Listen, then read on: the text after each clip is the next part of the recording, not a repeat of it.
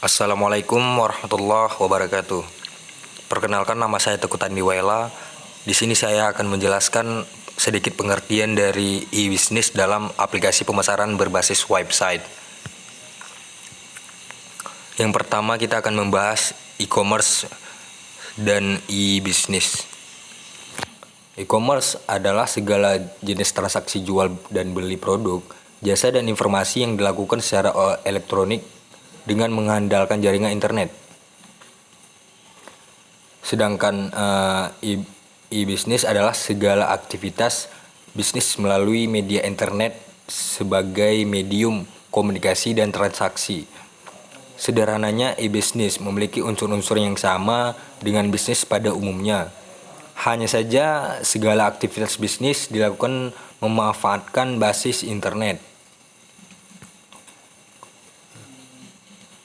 Sedikit ada perbedaan.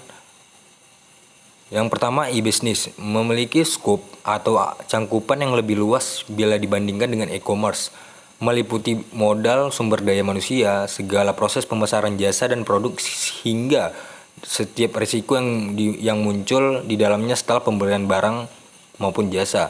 Sedangkan e-commerce hanya seputar proses jual beli produk atau jasa melalui wadah situs website atau aplikasi di smartphone.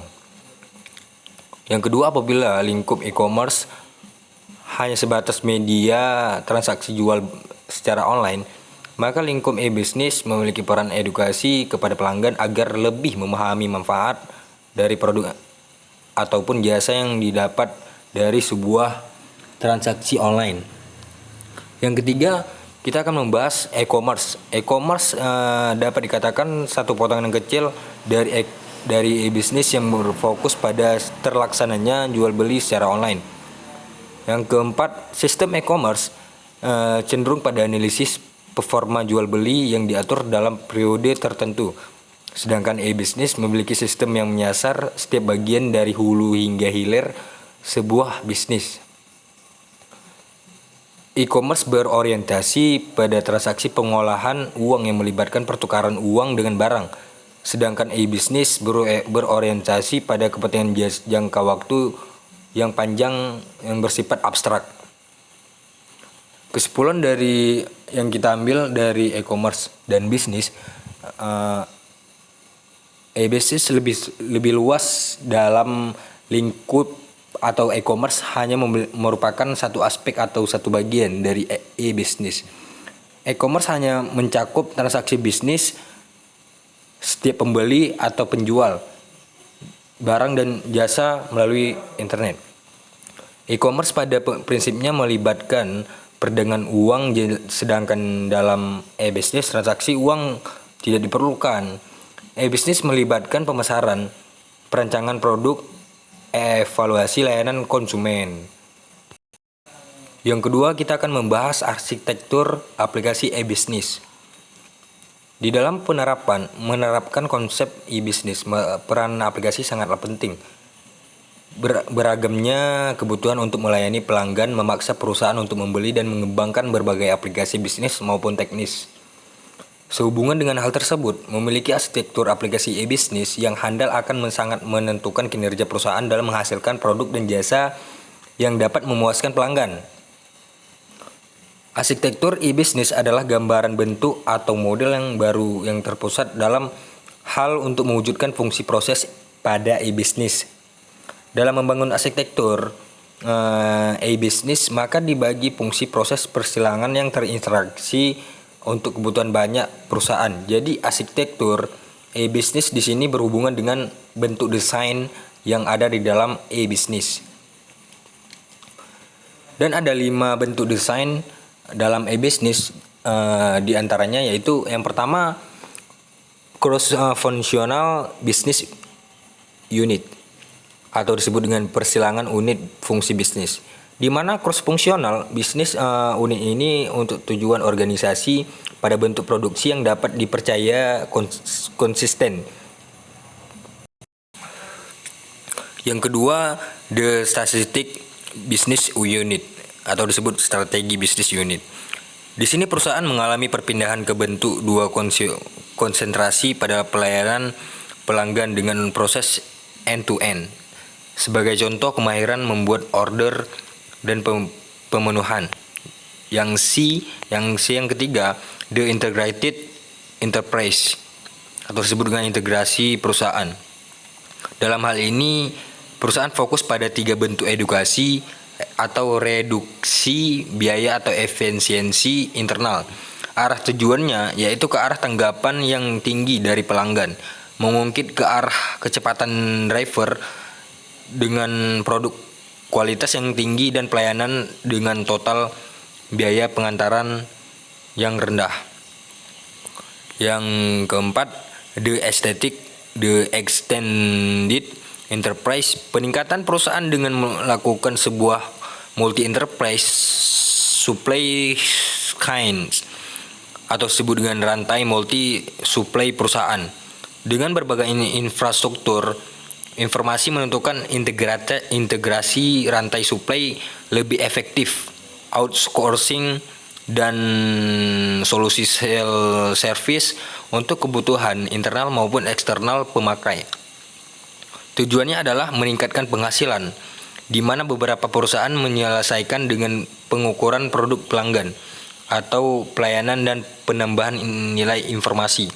The enterprise community, komunitas perusahaan atau disebut dengan komunitas perusahaan, fokus pada pemimpin penjual. Perusahaan melakukan konsolidasi pada kebenaran adanya komunitas perusahaan di mana mereka bersama-sama mengharapkan tujuan dan hasil yang secara jarak lintas dan kebutuhan perusahaan dengan menggunakan teknologi yang tentu saja disebut sebagai internet. Yang ketiga, kita masuk ke integrasi aplikasi e-bisnis. Sistem integrasi atau disebut dengan integrated system merupakan sebuah rangkaian proses untuk menghubungkan beberapa sistem komputerisasi dan software aplikasi, baik secara fisik maupun secara fungsional. Secara harfiah, integrasi adalah kegiatan menyatu 2 atau 3 hal hingga menjadi sebuah kesatuan yang utuh. Integrasi sistem transaksi pada website e-commerce berarti penyatuan kegiatan transaksi pembayaran dengan website melalui payment gateway yang tersedia. Tujuannya adalah agar proses pembayaran transaksi lebih praktis dan mudah. Payment gateway adalah layanan yang memproses perizinan kartu kredit atau transaksi online yang terjadi di antara penjual dan pembeli. Layanan ini sangat membantu dalam menerima atau melakukan pembayaran secara aman dan aktual. Kita masuk ke proses yang terjadi pada website e-commerce yang menggunakan layanan payment gateway. Yang pertama, calon pembeli mengunjungi website untuk mencari produk yang diinginkan. Dan yang kedua, setelah mendapatkannya, calon pembeli melakukan pembelian berdasarkan informasi dari payment gateway yang disampaikan koneksi sumber.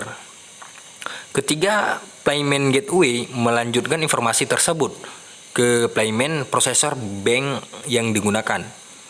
Keempat, payment processor melanjutkan kembali informasi transaksi tersebut ke asosiasi penerbit kartu yang digunakan, misalnya Mastercard atau Visa.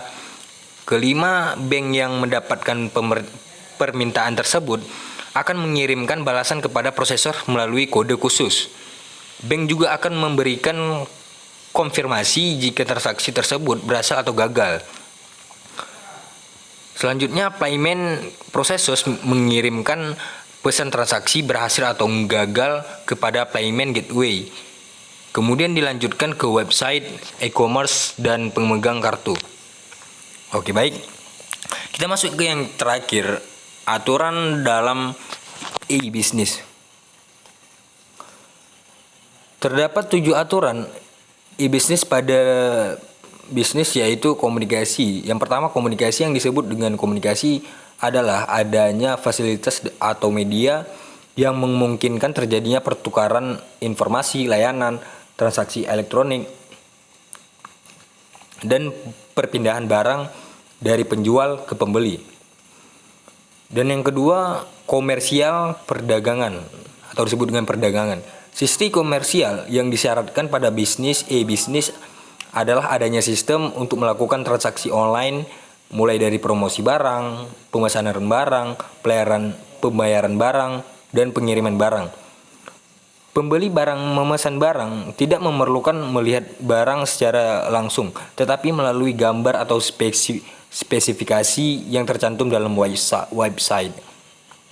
Sedangkan untuk pemesanan, sistem shopping online terhubung dengan sistem inventory untuk mengetahui stok barang sehingga barang yang dibeli memang ada. Untuk pembayaran, sistem shopping online harus terhubung dengan otoritas pembayaran, misalnya bank atau penyedia kartu kredit, agar nilai yang dibayarkan oleh pembeli berasal dari alat pembayaran yang sah dan memiliki nilai yang cukup. Proses bisnis setiap pelaku e-bisnis yang diinginkan melalui transaksi elektronik dan mendapatkan manfaat semaksimal mungkin dari e-bisnis harus melakukan optimalisasi proses bisnis internal dengan memanfaatkan teknologi informasi agar aliran informasi transaksi. Selanjutnya, layanan bagi sistem institusi yang menjadi pelaku e-bisnis. Pengguna teknologi, informasi, dan internet sehingga menjadikan layanan ke customer menjadi lebih baik, lebih ekonomis, dan lebih terjangkau. Yang selanjutnya, e-learning untuk meningkatkan awareness baik di antara pengguna maupun pelaku e-bisnis. Proses edukasi yang sangat penting agar semakin banyak anggota masyarakat menyadari bahwa manfaat dan kelebihan dari transaksi online. Perbedaan dengan transaksi tradisional adalah pembeli dan penjual tidak perlu banyak belajar sebelum melakukan transaksi. Sedangkan transaksi online, karena pengguna mampu pelaku tidak berhadapan dengan manusia, tetapi dengan mesin komputer. Maka diperlukan proses edukasi agar mereka bisa menggunakan fasilitas atau media transaksi secara lancar. Selanjutnya, kolaborasi satu siklus transaksi online atau penjual dan pembeli melibatkan stakeholder lain yang harus berkolaborasi untuk menyelesaikan transaksi tersebut. Maka saat pembayaran, maka akan terjadi kolaborasi antara penyedia shopping online dengan bank atau penyedia kartu kredit untuk menyelesaikan proses pembayaran. Selanjutnya, komunitas dalam dunia maya atau disebut World Wide Web. Komunitas merupakan salah satu edukator untuk mengukur aktivitas pengguna. Dalam e-bisnis komunitas merupakan media yang sangat cukup penting untuk belajar dan memperbaiki diri secara terus-menerus, baik dari sisi pelaku maupun pengguna. Baik, sedikit penjelasan dari e-bisnis atau e-commerce melalui website. Lebih dan kurang saya mohon izin pamit. Lebih dan kurang saya mohon maaf. Saya akhiri, wabillahi taufiq wa hidayah. Wassalamualaikum warahmatullahi wabarakatuh. Terima kasih.